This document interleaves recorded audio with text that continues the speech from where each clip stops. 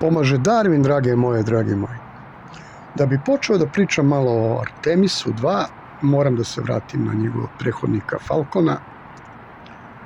I ovdje vidimo kako se odvajaju boosteri i kako mnogi ravnozemljaši u posljednje vreme pričaju da se ovdje jasno vidi da raketa prolazi kroz vodu.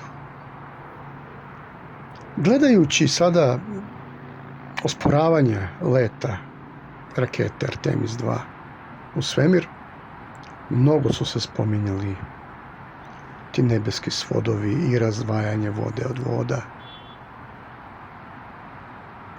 I ono što meni nije jasno, zašto ravnozemljaši žele da oteraju sve ljude koji žele da ospore ovako nešto od ravne zemlje sa tim pričama. Sada gledamo let iranske rakete. By the way, ovi Iranci zločinci lansiraju rakete na matičnu državu našeg dragog Aleksandra Saše Femeksa. I pogledajte što zločinci rade. Zar ovo nije identično Falconu 9? Sada, vi mene ubedite da je ova raketa u svemiru. Samo to tražim od vas. Znači, pričanjem da raketa prolazi kroz neku vodu, vi samo terate ljude od ravne zemlje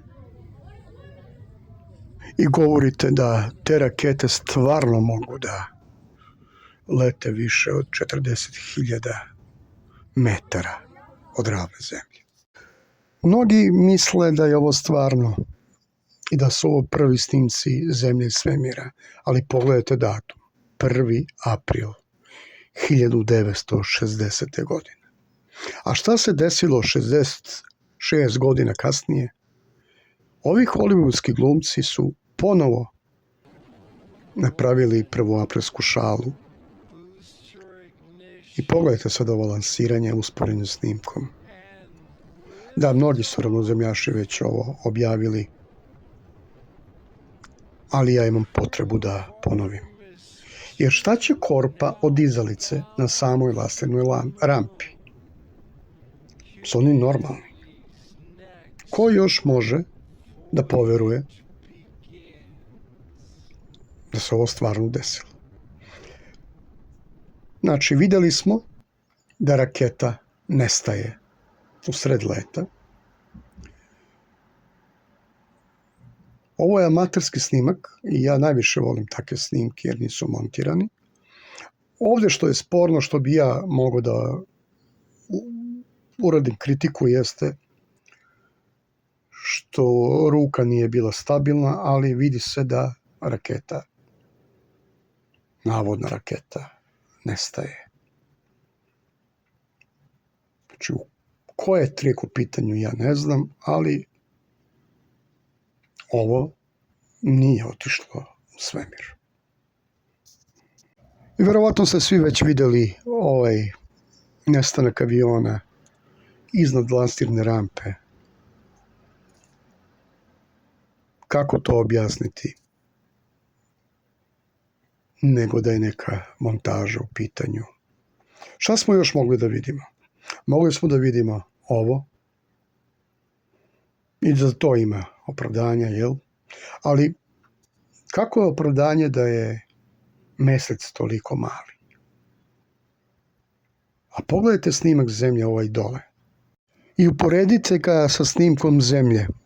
Znači, ovo je sve po znacima navoda, da se razumemo, iz 60. godina prošloga veka. Zar je moguće da su nasovci tih 60. godina imali napredniju tehnologiju nego što imaju sada, što se tiče snimanja planete Zemlje iz svemira? A sada pogledajte dobro ovaj snimak kamere 1 sa navodne svemirske letelice Artemis broj 2. Pogledajte kad se uveća snimak, to jest ovo je direktan prenos, kako se menja pejsaž samog meseca. Da li je ovo samo trud nasovaca da nas ubedi da je ovo stvarno, ili su mnogo omanuli, ili ako je stvarno, što nije. Znači, sve one priče da na mesecu nema atmosfere pada u vodu. Znači, nešto od ovo troje mora biti istinito, ali šta? Ja znam da je ovo sve nameštaljka. Voleo bi da mi neko objasni ovaj fenomen koji su navodno snimili na mesecu i zašto se pejzaž menja. Šta je? Šta se ovde vidi? Zašto kod i u okolini ovih kratera nema tih pomeranja, nego samo na površini meseca koji je bez kratera? Šta se ovo dešava? I želeo bi još jedno pitanje za sve ljude koji veruju u sve ovo.